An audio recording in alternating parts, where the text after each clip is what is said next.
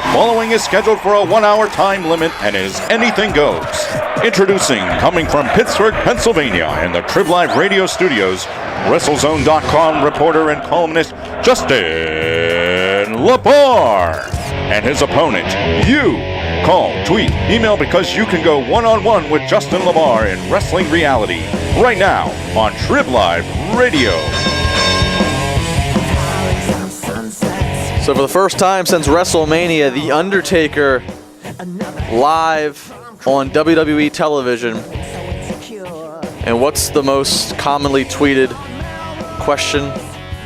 Is his hair real or fake? Yes, that is the topic we will discuss with The Undertaker, who many had rumors, I guess, from a picture, real or fake, that surfaced months ago that he was bald. And that apparently it looked like, so to some people, that his hair was like attached to his hat. I don't know. We'll try to get to the bottom of it, or at least we'll talk about it here at Wrestling Reality, one-on-one with me, Justin LaBar, Trib Live Radio. We got a lot of things to talk about. We had the Royal Rumble this past Sunday night, so we're talking about that. I'm also going to address early on here in the show, we had at WrestleZone reported that Skip Sheffield would be debuting his Ryback character on WWE TV in the Rumble. That did not happen. We'll talk a little bit about that. All kinds of stuff, but let's do how we do. Let's get going in the Raw recap. John Laurinaitis comes out smiling, high-fiving, really selling that his character is doing as much ass-kissing as possible because he's got to save his job as he has his evaluation later on that night. I enjoyed it. He announces the Elimination Chamber WWE title match that we'll see Punk defend against Kofi Kingston, Dolph Ziggler, The Miz, R-Truth, and Chris Jericho. CM Punk and Daniel Bryan match is made between the two world champions. We'll see that in a little bit. CM Punk comes out singing goodbye to Johnny, doing the whole na-na-na-na-na-na-na goodbye thing. Daniel Bryan comes out. He stirs things up verbally before their match they're going to have later on. Royal Rumble winner Sheamus then comes out to the ring and reminds both champions that he will be taking one of their belts soon, because, of course, if you missed it, Sheamus is your 2012 Royal Rumble winner. In a new twist, Wade Barrett is hanging out in a skybox with Josh Matthews. It looks like he's trying out for Jersey Shore. Spiked hair, tan and all. Doing some guest commentary during the match. Different, I suppose, but I'm not really sure exactly what was supposed to come off, I guess, other than just Wade Barrett getting some FaceTime, pushing his problems and story with Randy Orton. He sits in the box while Orton and Dolph Ziggler put on a great match. There was two fantastic matches on Monday Night Raw this past week. Ziggler-Orton was the first, and it was a great match by WWE standards and style. Orton gets the win. Then we got CM Punk and Daniel Bryan talking backstage about their lifestyles. One is straight edge, one is a vegan. No meat, no alcohol. Look, I like both guys. I mean, actually, I love both guys. I think they're two of the best, if not the absolute best, in-ring performers in WWE. I've met and respected the hell out of both of them. But no meat or alcohol? It's a far cry from times in the past where the two world champions in the company, their lifestyles, far different back in the day.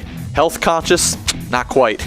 No knock to Bryan or Punk. It seems to have worked out for them both. And of course, we're all looking forward to that match. It will be coming up in just a few segments. But first, we get the Funkasaurus versus T-Rex, Tyler Rex. A feud with someone for Brodus has to be coming. It has to. We are running out of jobbers for him, guys that he can simply squash. We're running out of it, but hey, I'm still on the Brodus bandwagon.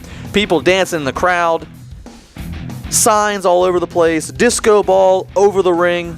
Speaking of over, that's Brodus Clay. Like him, don't like him. If you can dance, or if you have two left feet, if you're funk, if you're flat, Brodus Clay is here to stay. Yes, it rhymes.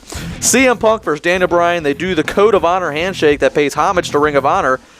Tradition there. It's where both men got their big national exposure in terms of the wrestling fans. This was the second of the two fantastic matches in Raw. It was to be expected. It was not done by the WWE model or style in the ring. It had a more, I hate to use the term indie. I don't want to say indie because too many people associate that with a poor, low-budget adjective, but that isn't the context here. It had an indie freestyle kind of showing to it, as it should. Both men kind of showing off their roots, where they became famous. A clean finish should not be given to this match on free TV. Luckily, that was not the case. Chris Jericho comes out. He pulls Bryan out of the ring, sends him to the ground. Codebreaker to CM Punk. Bryan gets the win because of a DQ, and the build for Punk vs. Jericho has officially begun. Cheers all around. R-Truth on commentary while The Miz and Kofi Kingston have a match. Commentary between Truth, Lawler, and Cole get a bit carried away, although I did laugh quite a bit. In the midst of the comedy routine, Kingston gets the win. Sure, The Miz isn't at the level that he was just a few months ago, when he was main eventing against The Rock at MSG, but Kofi beating him is still a huge push for Kingston there. Got to do it if you want him to be relevant in this chamber match. Beth Phoenix makes quick work of Eve Torres. Many expecting a Karma appearance, and because we're all speculating that maybe her and Beth are going to fight at Mania, but instead we get another monster. We get Kane. He comes out, eyes set on Eve, only for John Cena to come out, be aggressive as ever, setting up what we are assuming is going to be a last man standing match between the two at the Chamber. And finally, Laurinaitis in the ring gave himself a great personal job review. Out comes Triple H. He embarrasses and explains how terrible he thinks Laurinaitis is at being in charge.